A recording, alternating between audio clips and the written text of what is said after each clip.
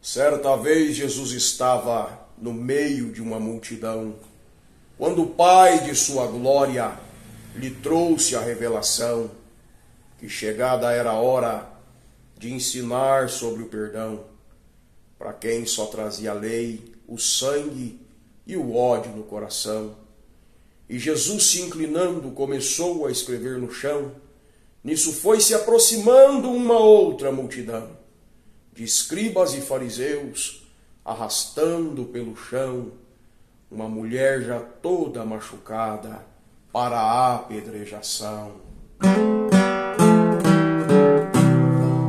Disseram os fariseus: se tu és o enviado, o Messias, o profeta que nos foi anunciado, essa mulher adulterou, foi achada em pecado.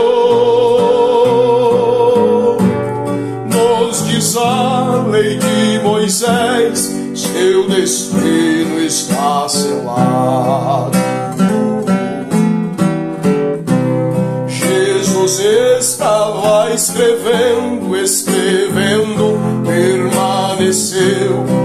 Isso despertou a ira do bando de fariseus. Gritarão mais uma vez: diga ao Rei dos Galileus, qual é a sua sentença, se és o Filho de Deus. O Cordeiro nessa hora levantou os olhos seus e antes de responder agradeceu ao Santo Deus. Disse logo em seguida: quem nunca pecou a Deus, atire a primeira pedra, este é o decreto meu. Fez-se um silêncio profundo, até o vento parou, apenas um choro baixo da mulher se escutou. O bom mestre, levantando, para ela perguntou: diga-me, querida filha, onde está quem te acusou?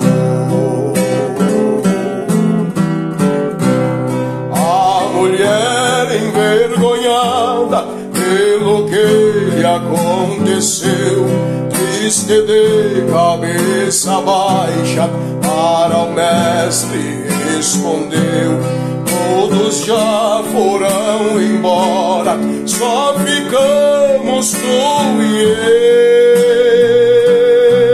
eu. Disse Jesus: mas e não peques, também não te condeno eu. E voltando-se o mestre a escrever sobre o chão, escrevia em linhas tortas, ensinando o perdão. E a mulher, não se contendo, de alegria e emoção, aproximou-se para ler sobre a paz e a salvação. E naquele pedaço de terra escrito se achava assim: vinde a mim vós todos que estás cansados